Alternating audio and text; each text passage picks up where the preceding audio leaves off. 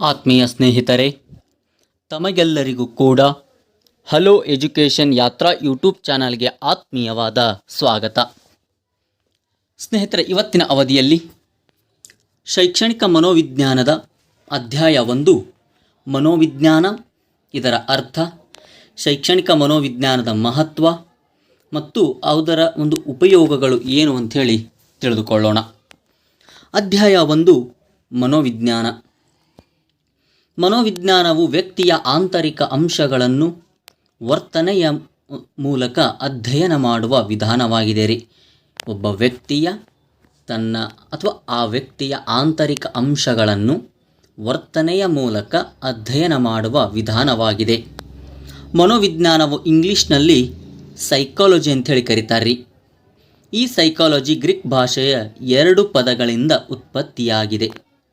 ಆ 2 ಪದಗಳು ಯಾವಪ್ಪ ಅಂತಂದ್ರೆ ಸೈಕೆ ಮತ್ತು ಲೋಗೋಸ್ ಅಂತ ಹೇಳ್ರಿ. ಸೈಕೆ ಮತ್ತು ಲೋಗೋಸ್. ಸೈಕೆ ಎಂದರೆ ಆತ್ಮ ಎಂದರ್ಥ, ಲೋಗೋಸ್ ಎಂದರೆ ಅಧ್ಯಯನವೆಂದರ್ಥ. ಅಂದರೆ ಪದೋತ್ಪತ್ತಿಯ ಪ್ರಕಾರ ಆತ್ಮವನ್ನು ಕುರಿತು ಅಧ್ಯಯನ ಮಾಡುವುದೇ ಮನೋವಿಜ್ಞಾನ. ಮನೋವಿಜ್ಞಾನವನ್ನು ಮೊದಲು ತತ್ವಶಾಸ್ತ್ರದ ಒಂದು ಭಾಗವಾಗಿ ಅಧ್ಯಯನ ಮಾಡಲಾಗುತ್ತಿತ್ತು ರೀ. ಇನ್ನು ಜೆ.ಬಿ. ವ್ಯಾಟ್ಸನ್ ರವರು ಒಂದು ಹೇಳಿಕೆ ಕೊಡ್ತಾರಾ, ಜೀವಿಯು ಪ್ರಚೋದನೆಗೆ ಒಳಪಟ್ಟಾಗ ವಿಶಿಷ್ಟ ಪ್ರತಿಕ್ರಿಯಾ ವಿನ್ಯಾಸವೊಂದನ್ನು ಹೊರಹೊಮ್ಮಿಸುತ್ತದೆ. ಆ ಪ್ರತಿಕ್ರಿಯಾ ವಿನ್ಯಾಸವೇ ವರ್ತನೆಯಾಗಿದ್ದು, ಅಂತಹ ವರ್ತನೆಯ ಅಧ್ಯಯನವೇ ಮನೋವಿಜ್ಞಾನ ಅಂಥೇಳಿ ಕರೆದಾರ್ರಿ. ಇನ್ನು ವಿಲಿಯಂ ಜೇಮ್ಸ್ ರವರು ಹೇಳ್ತಾರ, ಚೇತನಾವಸ್ಥೆಗಳ ಅಧ್ಯಯನವೇ ಮನೋವಿಜ್ಞಾನ ಅಂಥೇಳಿ. ಇನ್ನು ಮನೋವಿಜ್ಞಾನ ಎಂಬ ಪದವನ್ನು ಮೊಟ್ಟ ಮೊದಲ ಬಾರಿಗೆ ಬಳಕೆ ಮಾಡಿದವರು ರುಡಾಲ್ಫ್ ಗೆಟ್ಲೆರವರಿ 1590ರಲ್ಲಿ. ನೆಕ್ಸ್ಟ್ ರೀ, ಈ ಒಂದು ಮನೋವಿಜ್ಞಾನವನ್ನು ಮೊದಲು ಆತ್ಮದ ಅಧ್ಯಯನ ಅಂಥೇಳಿ ಕರೆದಿದ್ರಿ. ಯಾರಪ್ಪ ಅಂತಂದ್ರೆ ಪ್ಲೇಟೋ, ಅರಿಸ್ಟಾಟಲ್ ಮತ್ತು ಸಾಕ್ರೆಟಿಸ್. ಇವ್ರು ಏನಪ್ಪ ಅಂತ ಹೇಳಿದ್ರಂತಂದ್ರಿ, ಈ ಮನೋವಿಜ್ಞಾನ ಅಂತಂದ್ರೆ ಆತ್ಮದ ಕುರಿತು ಅಧ್ಯಯನ ಮಾಡುತ್ತದೆ ಅಂಥೇಳಿ ಹೇಳಿದ್ರಿ. ನಂತರ ಹೇಳ್ತಾರ, ಇಲ್ಲ, ಇದು ಆತ್ಮದ ಕುರಿತು ಅಧ್ಯಯನ ಮಾಡುವುದಲ್ಲ, ಮನಸ್ಸಿನ ಕುರಿತು ಅಧ್ಯಯನ ಮಾಡುತ್ತದೆ ಅಂಥೇಳಿ. ಹೀಗೆ ಹೇಳಿದವರು ಯಾರಪ್ಪ ಅಂತಂದ್ರೆ ಡಾಂಟೆರವರ್ರಿ. ಇನ್ನು ಮನಸ್ಸಿನ ಅಧ್ಯಯನ ಅಲ್ಲ, ಅದು ಪ್ರಜ್ಞೆಯ ಕುರಿತು ಅಧ್ಯಯನ ಮಾಡುತ್ತದೆ ಅಂತ ಹೇಳಿದವರು ಯಾರಪ್ಪ ಅಂತಂದ್ರೆ ವಿಲ್ಹೆಲ್ಮ್ ವೂಂಟ್ ಮತ್ತು ಎ.ಬಿ. ಟಿಚ್ನರ್ ರವರ್ರಿ. ಇನ್ನು ಜೆ.ಬಿ. ವ್ಯಾಟ್ಸನ್ ರವರು ಹೇಳ್ತಾರ, ಈ ಒಂದು ಮನೋವಿಜ್ಞಾನ ಆತ್ಮದ ಕುರಿತಾಗಲಿ, ಮನಸ್ಸಿನ ಕುರಿತಾಗಲಿ, ಪ್ರಜ್ಞೆಯ ಕುರಿತಾಗಲಿ ಅಧ್ಯಯನ ಮಾಡೋದಿಲ್ಲ, ಅದು ವ್ಯಕ್ತಿಯ ವರ್ತನೆಯ ಕುರಿತು ಅಧ್ಯಯನ ಮಾಡುತ್ತದೆ ಅಂತ ಹೇಳಿದವರು ಯಾರಪ್ಪ ಅಂತಂದ್ರೆ ಜೆ.ಬಿ. ವ್ಯಾಟ್ಸನ್ ರವರಿ. ಇನ್ನು ವರ್ತನೆ ಅಂದರೆ ಏನಪ್ಪ ಅಂತಂದ್ರೆ ವಸ್ತುನಿಷ್ಠವಾಗಿ ವೀಕ್ಷಿಸಬಹುದಾದ ಯಾವುದೇ ಒಂದು ಕ್ರಿಯೆ ಅಥವಾ ಚಟುವಟಿಕೆ ಅಂತೇಳಿ ನೋಡ್ತೇವ್ರಿ. ಇನ್ನು ವುಡ್ವರ್ತ್ ರವರು ಒಂದು ಹೇಳಿಕೆ ಕೊಡ್ತಾರೆ. ವುಡ್ವರ್ತ್ ರವರು ಏನಪ್ಪ ಅಂತಂದ್ರೆ ಮನೋವಿಜ್ಞಾನ ಮೊದಲು ಆತ್ಮವನ್ನು ಕಳೆದುಕೊಂಡಿತು, ನಂತರ ಮನಸ್ಸನ್ನು ಕಳೆದುಕೊಂಡಿತು, ನಂತರ ಪ್ರಜ್ಞೆಯನ್ನು ಕಳೆದುಕೊಂಡು ಆದಾಗ್ಯೂ ಅದು ಒಂದು ವಿಧವಾದ ವರ್ತನೆಯುಳ್ಳದ್ದಾಗಿದೆ ಅಂಥೇಳಿ ಹೇಳ್ತಾರ ವುಡ್ವರ್ತ್ ರವರಿ. ಇನ್ನು ಮನೋವಿಜ್ಞಾನದಲ್ಲಿ ವರ್ತನೆ ಎಂಬ ಪದವನ್ನು ಅತಿ ಹೆಚ್ಚು ಬಾರಿ ಬಳಸಿದ ವ್ಯಕ್ತಿ ಅಥವಾ ಪ್ರಚಾರಗೊಳಿಸಿದ ವ್ಯಕ್ತಿ ಯಾರಪ್ಪ ಅಂತಂದರೆ ಜೆ.ಬಿ. ವ್ಯಾಟ್ಸನ್ ರವರಿ. ಇನ್ನು ಪ್ರಮುಖ ವ್ಯಾಖ್ಯೆಗಳನ್ನು ನೋಡೋಣ. ಅಂದರೆ ಈ ಮನೋವಿಜ್ಞಾನದ ಕುರಿತು ಯಾವ ಪ್ರಮುಖ ಶೈಕ್ಷಣಿಕ ಮನೋವಿಜ್ಞಾನಿಗಳು ಹೇಳಿಕೆ ಕೊಟ್ಟಾರ ನೋಡೋಣ್ರಿ. ಕ್ರೋ ಆ್ಯಂಡ್ ಕ್ರೋ ಇವ್ರು ಹೇಳ್ತಾರಪ್ಪ, ಮಾನವನ ವರ್ತನೆ ಮತ್ತು ಅವುಗಳ ಅಂತರ ಸಂಬಂಧಗಳನ್ನು ಕುರಿತು ಅಧ್ಯಯನ ಮಾಡುವುದು ಅಂತ ಹೇಳ್ರಿ. ಅಂದರೆ ಮಾನವನ ವರ್ತನೆ ಮತ್ತು ಅವುಗಳ ಅಂತರ ಸಂಬಂಧಗಳನ್ನು ಕುರಿತು ಅಧ್ಯಯನ ಮಾಡುತ್ತದೆ ಅಂತ ಹೇಳ್ತಾರ ಕ್ರೋ ಆ್ಯಂಡ್ ಕ್ರೋ. ನೆಕ್ಸ್ಟ್ ನೋಡ್ತೇವ್ರಿ, ವುಡ್ವರ್ತ್ ಮತ್ತು ಮಾರ್ಕ್ವಿಕ್ಸ್ ರವರು ಹೇಳ್ತಾರ, ಏನಪ್ಪ ಅಂದ್ರೆ ಪರಿಸರಕ್ಕೆ ಸಂಬಂಧಿಸಿದಂತೆ ವ್ಯಕ್ತಿಯ ಚಟುವಟಿಕೆಗಳ ವೈಜ್ಞಾನಿಕ ಅಧ್ಯಯನ ಅಂಥೇಳಿ ಹೇಳಿಕೆ ಕೊಡ್ತಾರ. ಇನ್ನು ಈ ವಾಟ್ಸನ್ ರವರು ಹೇಳ್ತಾರ, ಮನೋವಿಜ್ಞಾನವು ವರ್ತನೆಯ ಧನಾತ್ಮಕ ವಿಜ್ಞಾನವಾಗಿದೆ ಅಂಥೇಳಿ ಹೇಳಿಕೆ ಕೊಡ್ತಾರ್ರಿ. ಇನ್ನು ಮನೋವಿಜ್ಞಾನದ ಪಿತಾಮಹ ಅಂತೇಳಿ ಯಾರನ್ನು ಕರೀತಾರಪ್ಪ ಅಂತಂದ್ರೆ ಸಿಗ್ಮಂಡ್ ಫ್ರಾಯ್ಡ್ ರವರನ್ರಿ. ಇನ್ನು ಆಧುನಿಕ ಮನೋವಿಜ್ಞಾನದ ಪಿತಾಮಹ ಯಾರಪ್ಪ ಅಂತಂದ್ರೆ ವಿಲ್ಹೆಲ್ಮ್ ವೂಂಟ್ ರವರ್ರಿ.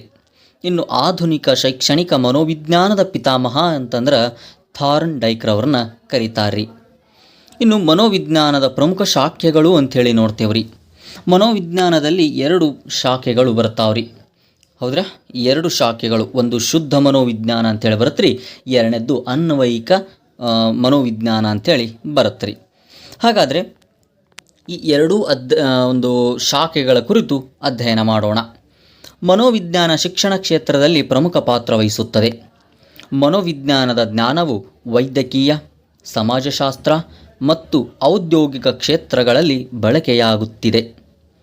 ಇದರಲ್ಲಿ ಮೊದಲೇದು ನೋಡ್ತೇವ್ರಿ, ಶುದ್ಧ ಮನೋವಿಜ್ಞಾನ ಅಂಥೇಳಿ. ಶುದ್ಧ ಮನೋವಿಜ್ಞಾನ ಈ ಒಂದು ಮನೋವಿಜ್ಞಾನದ ಮೂಲ ತತ್ವಗಳನ್ನು ಅಭ್ಯಸಿಸಲು ಅವಕಾಶ ಮಾಡಿಕೊಡುತ್ತದೆ.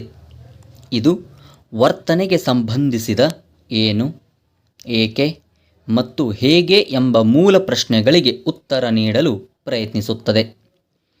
ಈ ಶಾಖೆಯಲ್ಲಿ ನಡೆಯುವ ಅಧ್ಯಯನಗಳ ಮೂಲ ಉದ್ದೇಶ ಮನೋವೈಜ್ಞಾನಿಕ ಜ್ಞಾನದ ಅಭಿವೃದ್ಧಿಯಾಗಿದೆ.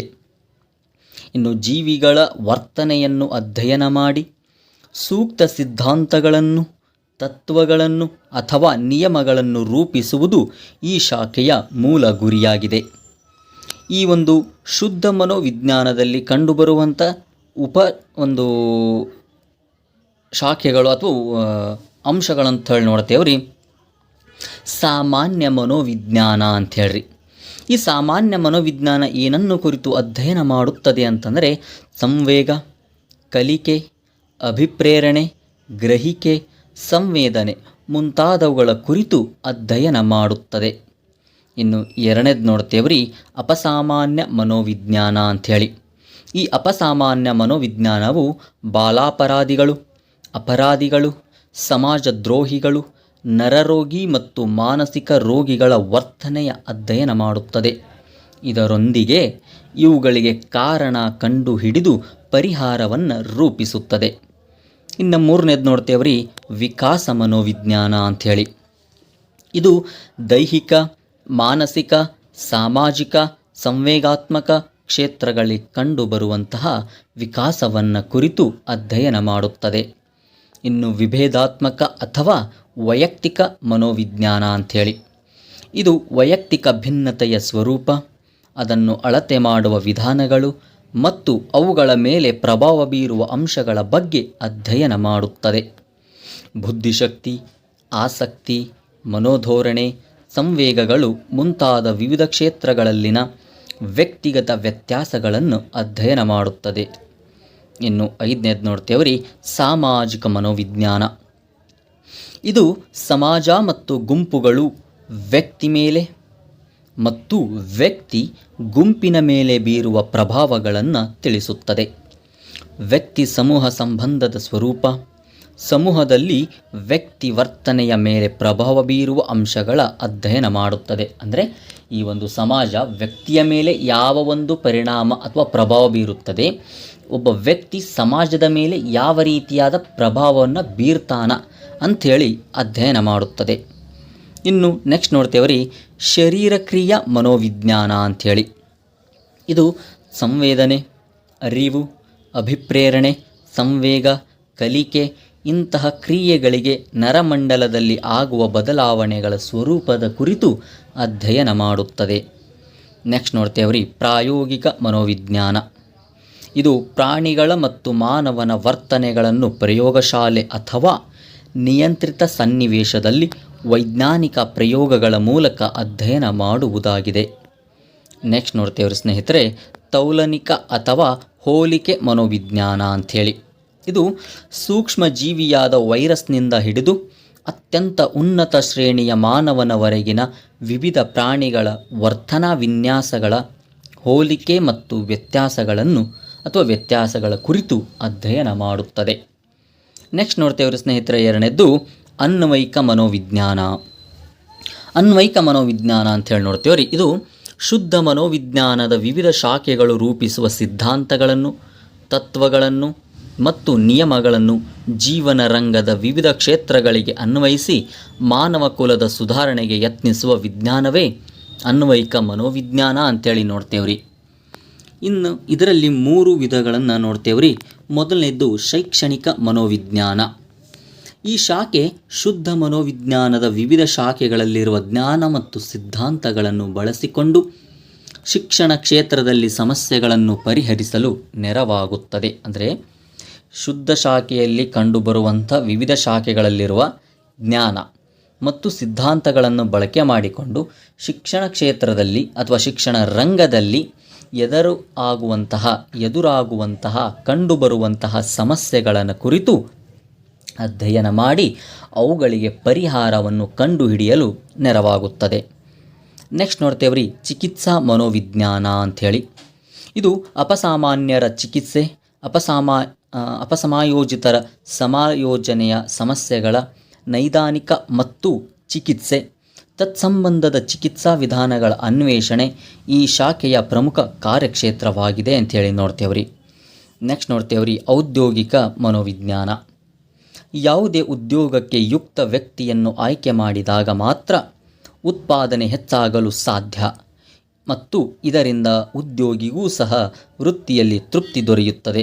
ಸೊ ಇದು ಯಾವುದಕ್ಕೆ ಸಂಬಂಧಪಟ್ಟದ್ದಪ್ಪ ಅಂತಂದ್ರೆ ಔದ್ಯೋಗಿಕ ಮನೋವಿಜ್ಞಾನ. ಅಂದರೆ ಒಂದು ಉದ್ಯೋಗಕ್ಕೆ ಬೇಕಾದಂತಹ ಕನಿಷ್ಠ ಅರ್ಹತೆಗಳನ್ನು ಒಳಗೊಂಡಂತಹ ವ್ಯಕ್ತಿಯನ್ನು ಆಯ್ಕೆ ಮಾಡುವುದು ಔದ್ಯೋಗಿಕ ಮನೋವಿಜ್ಞಾನವಾಗಿದೆ. ಆತನ ಕರಕುಶಲತೆ ಆಗಿರ್ಬೋದು ರೀ, ಆತನ ಜ್ಞಾನದ ಮಟ್ಟ ಆಗಿರ್ಬೋದು, ಇವುಗಳೆಲ್ಲವನ್ನು ಒಳಗೊಂಡು ಔದ್ಯೋಗಿಕ ಮನೋವಿಜ್ಞಾನ ಏನು ಮಾಡುತ್ತಪ್ಪ ಅಂತಂದ್ರೆ ಆತನನ್ನು ಪರೀಕ್ಷಿಸಿ ಆ ಉದ್ಯೋಗಕ್ಕೆ ಅರ್ಹನಾಗಿದ್ದಾನೆ ಅಂಥೇಳಿ ತಿಳಿಸ್ಕೊಡುತ್ತೆ. ನೆಕ್ಸ್ಟ್ ನೋಡ್ತೇವ್ರಿ ಸ್ನೇಹಿತರೆ, ಈ ಮನೋವಿಜ್ಞಾನದ ಅವಶ್ಯಕತೆ ಯಾಕಿದೆ ಅಂಥೇಳಿ. ಮೊದಲನೇ ಅಂಶ, ಮಗುವನ್ನು ಅರ್ಥ ಮಾಡಿಕೊಳ್ಳಲು. ಶಾಲೆಯಲ್ಲಿ ಒಂದು ಮಗುವನ್ನು ಅರ್ಥ ಮಾಡಿಕೊಳ್ಳಲು ಶಿಕ್ಷಕನಿಗೆ ಮನೋವಿಜ್ಞಾನದ ಅವಶ್ಯಕತೆ ಇದೆ ರೀ. ಪಠ್ಯಕ್ರಮವನ್ನು ರಚಿಸಲು ಯಾವುದೇ ಮಗು ಅಥವಾ ಒಂದು ತರಗತಿಯಲ್ಲಿ ಎಲ್ಲ ಥರದ ಮಕ್ಕಳಿರ್ತಾರೆ. ಯಾವ ಮಕ್ಕಳಿಗೂ ಕೂಡ ವಿಷಯ ಕಠಿಣ ಅನಿಸದೆ ಆ ಒಂದು ಮಕ್ಕಳಿಗೆ ಸರಳವಾಗಿ ಅರ್ಥವಾಗುವ ರೀತಿಯಲ್ಲಿ ಪಠ್ಯಕ್ರಮವನ್ನು ರಚಿಸಬೇಕಾಗುತ್ತದೆ. ಇನ್ನು ಬೋಧನಾ ವಿಧಾನವನ್ನು ಅಳವಡಿಸಿಕೊಳ್ಳಲು, ಮಗುವಿನ ಮೌಲ್ಯಮಾಪನ ಮಾಡಲು, ವೈಯಕ್ತಿಕ ಭಿನ್ನತೆಯನ್ನು ಅರಿಯಲು. ಒಂದು ತರಗತಿಯಲ್ಲಿ ಎಲ್ಲ ರೀತಿಯಾದಂಥ ಮಕ್ಕಳಿರ್ತಾರೆ. ಸೊ ಆ ಮಕ್ಕಳಲ್ಲಿ ವೈಯಕ್ತಿಕ ಭಿನ್ನತೆಯನ್ನು ಅರ್ಥ ಮಾಡಿಕೊಳ್ಳಲು ಶಿಕ್ಷಕನಿಗೆ ಮನೋವಿಜ್ಞಾನದ ಅವಶ್ಯಕತೆ ತುಂಬ ಇದೆ. ಇನ್ನು ಮಗುವಿಗೆ ಮಾರ್ಗದರ್ಶನ ಮಾಡಲು, ಶಿಕ್ಷಕರ ವ್ಯಕ್ತಿತ್ವವನ್ನು ರೂಪಿಸಿಕೊಳ್ಳಲು, ಕಲಿಕಾ ವರ್ಗಾವಣೆಯ ಬಗ್ಗೆ ತಿಳಿಯಲು ಈ ಎಲ್ಲ ಅಂಶಗಳ ಒಂದು ಕಾರಣಕ್ಕಾಗಿ ಮನೋವಿಜ್ಞಾನದ ಅವಶ್ಯಕತೆ ಶಿಕ್ಷಕನಿಗಿದೆ ರೀ. ಇನ್ನು ಶೈಕ್ಷಣಿಕ ಮನೋವಿಜ್ಞಾನ ಅಂಥೇಳಿ ಬರುತ್ತೆ ರೀ, ತುಂಬ ಮುಖ್ಯವಾದ ಟಾಪಿಕ್.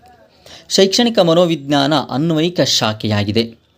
ಶೈಕ್ಷಣಿಕ ಮನೋವಿಜ್ಞಾನ ಕಾರ್ಯವೆಂದರೆ ಶೈಕ್ಷಣಿಕ ಪ್ರಕ್ರಿಯೆಯ ತಾತ್ವಿಕ ಮತ್ತು ಕ್ರಿಯಾತ್ಮಕ ಸ್ವರೂಪವನ್ನು ಅರ್ಥ ಮಾಡಿಕೊಳ್ಳಲು, ಶಿಕ್ಷಕರು ಮತ್ತು ಶೈಕ್ಷಣಿಕ ಪ್ರಕ್ರಿಯೆಯಲ್ಲಿ ತೊಡಗಿರುವವರಿಗೆ ಸಹಾಯ ಮಾಡುವುದಾಗಿದೆ.